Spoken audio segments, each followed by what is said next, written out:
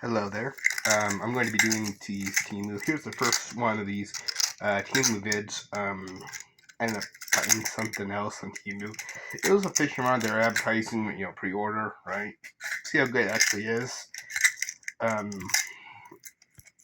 so it's like about 80.94 inches or something like that. So, or no, 90.49. Something that's like 90.49 inches. The rod over yellow bag, right? And this is medium action, right? Um, just for reference, but memory serves, because they list light, medium, and maybe slow. I haven't seen a slow on Temu, but medium is medium action, and fast action is actually usually light. It's a network of light action. So if you see a fast action rod, that's probably a light action. And then, because it depends on what line it's really meant, it would be good for it. Because slower actions, or heavier actions as they're also known as, will be more stiff and need usually heavier line, and heavier lures to get them out there. So that's why usually for panfish, the little fish, you would use an ultralight or a light action for the bigger ones, because you have to get a small lure way out there, right? But you also have to remember, when they're advertising this, they were showing it was a spinning reel. The spinning reel was on top, and you don't do that. The spinning reel you put underneath. Now the spinning reel is a little bit more complicated than spin casting. A little awkward at first, but honestly, from what I can feel, if you use a spinning reel for a while and you get used to it, it's more likely to tangle though. But I mean, if you get used to it with a spinning reel, it's a lot easier and a lot more normal, so to speak, action. It's a lot easier and more natural to use it. So you just have to get used to it, and then it's easier. Here, clicking here. It's this. No, it's clicking. That's just me moving around. But this cup can cut you, I figured out. After just messing with it here. First, it's stainless steel, so it's pretty good at repelling rust. This little chain here, it can kind of stick, like if it's on your keys or something, it would fit your pocket where it's completely covered. Maybe, right? But if you're like dangling it on the side, like when you're hiking, if you have it on the side of your pants or in your backpack on the outside, and then it gets caught on something, that's gonna break pretty darn easy, right? And as you can see, it kind of dents. It's not difficult for it to dent, so don't expect this to look very nice after a while. It still works, but it's kind of like, it's gonna be a little dented around after a while of using it, right? Now for how to work with it. Usually, and this is a certain manufacturer. I'm gonna put a link to them, or I guess I'll put a link to, but I'll definitely separately say which the manufacturer on Temu it was, right? Uh, you have to put your fingernail in there to get it open.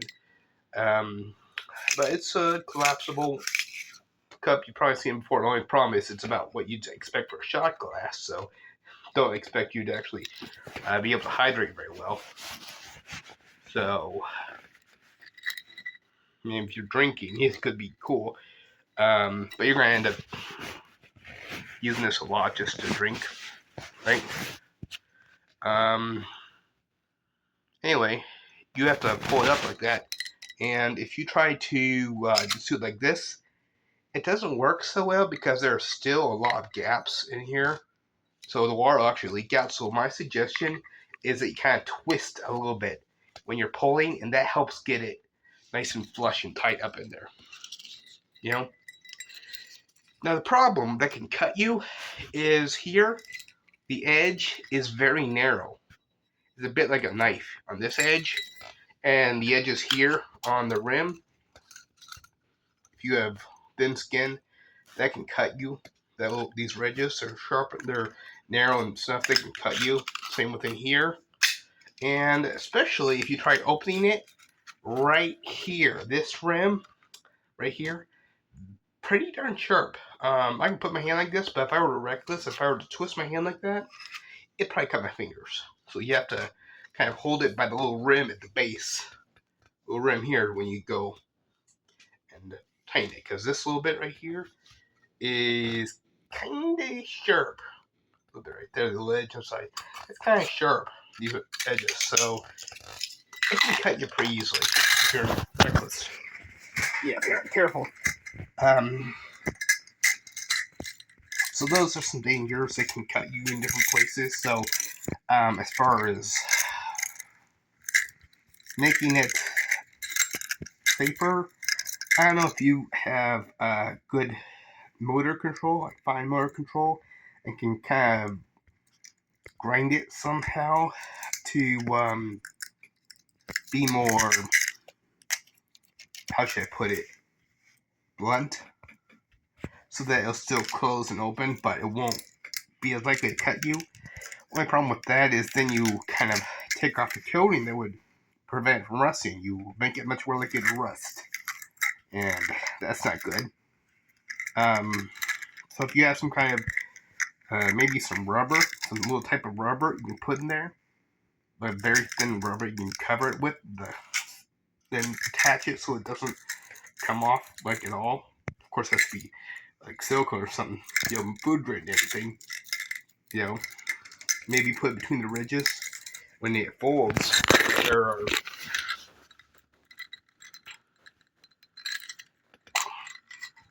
then it folds, there are these little gaps in there.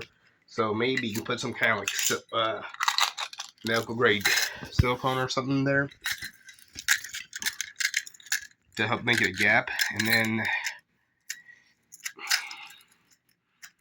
on the edge here, something very thin on the inside, because otherwise it won't close.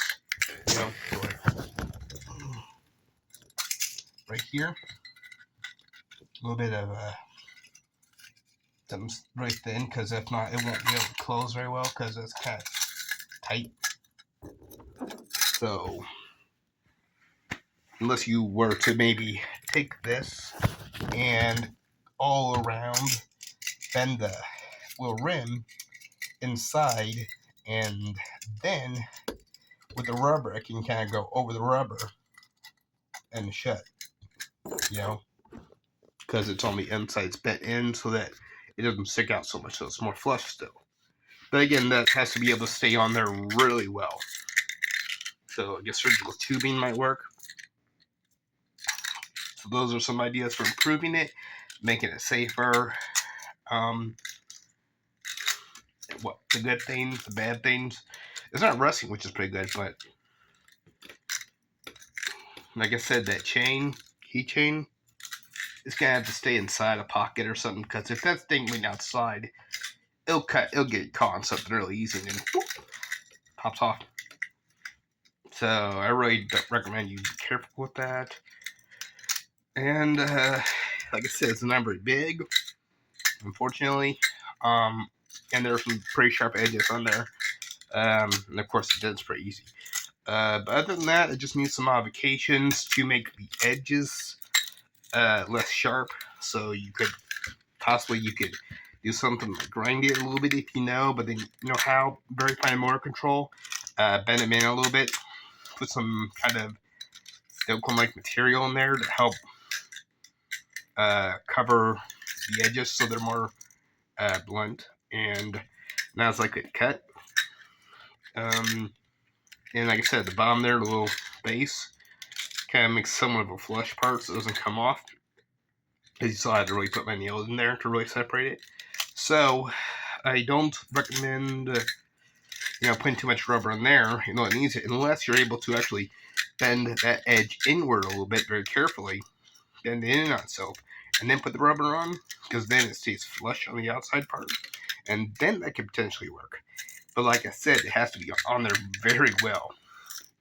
It has to be something hard that could put the soft, like rubber or silicone material, that on there very securely, and it's not going to come off. So you have to have something that will work as a bonding agent, a permanent bonding agent between something like surgical tubing, which is not like meant to stick to anything, and the metal, which are very different materials. At least I think they are. So that's something to remember. I recommend, like I said, if you have it, get it. It's kind of nice, but at the same time, I mean, if this is all you can carry, it's all you can carry. But if you are actually camping, I mean, if you're in survival, that's better than nothing. It feels nice to have that little thing, comfort thing. But if you're like going camping, I don't recommend it. Now, it's nice if you like go into the building with the drinking fountain, then it can be a little bit easier to know how much you're drinking, keep your liquids up, and also just to be able to, it's a little bit nice and drinking straight from the faucet.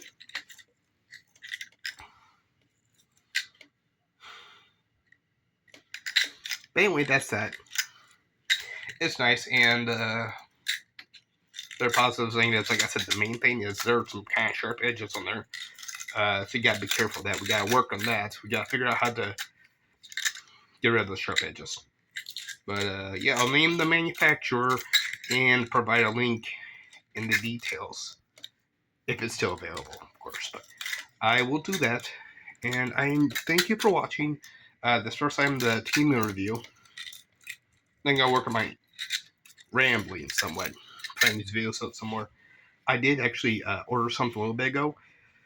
It was a new fishing rod and reel thing that they advertised.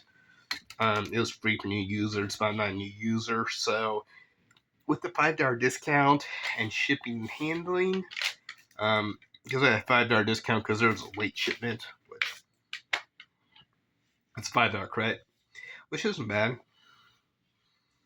I applied that, and with shipping and handling for the one item, it was like a 90.9, like 90.49 or 94 inch rod. I got the big one with a reel and a case, so it's a bigger than the actual one. And with shipping and handling, minus the $5, it was $14.96 roughly altogether. So I'll double check the payment and then calculate how much money I have left. But yeah, thanks for watching, and watch those edges so you don't cut yourself. Oh, but the thing is, I do want to say real quick, up there where the mouth part is, that is round. You don't really have to worry about cutting yourself, your lips.